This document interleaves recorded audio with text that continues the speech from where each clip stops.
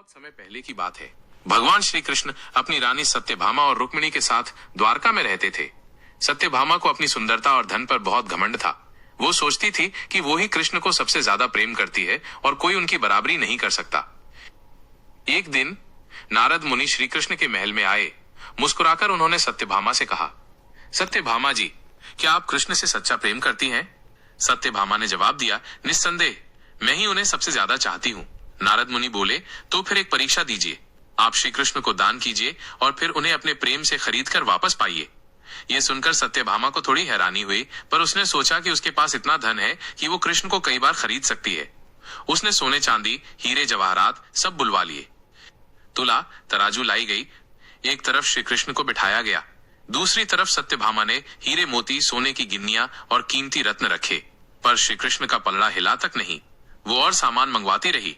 महल का सारा खजाना लग गया, पर पलड़ा फिर भी हल्का ही रहा। अब सत्यभामा के चेहरे पर चिंता दिखने लगी। अब आई रुक्मिणी। सब देखते रहे, तब श्री कृष्ण की पहली रानी रुक्मिणी वहां आई। उनके हाथ में कुछ नहीं था। वो धीरे से तुला के पास गईं और आंखें बंद करके भगवान को प्रणाम किया। फिर एक छोटा सा तुलसी का पत्ता श्रद्धा से उठाकर श्री कृष्ण के दूसरे पल्ले पर रख दिया और चमत्कार हो गया। तुलसी पत्ता वाला पल्ला भारी हो गया। अब सत्यभामा को समझ आया। सत्यभामा की आंखों से आंसू बहने लगे। उसे एहसास हुआ कि प्रेम और श्रद्धा के सामने कोई धन नहीं टिक सकता। उसने श्री कृष्ण के चरणों में गिरकर क्षमा मांगी। कृष्ण मुस्कुराए और बोले, प्रेम वही है जिसमें अहंकार न हो। तुलसी का पत्ता छोटा था, पर उसमें भक्ति सच्ची थी।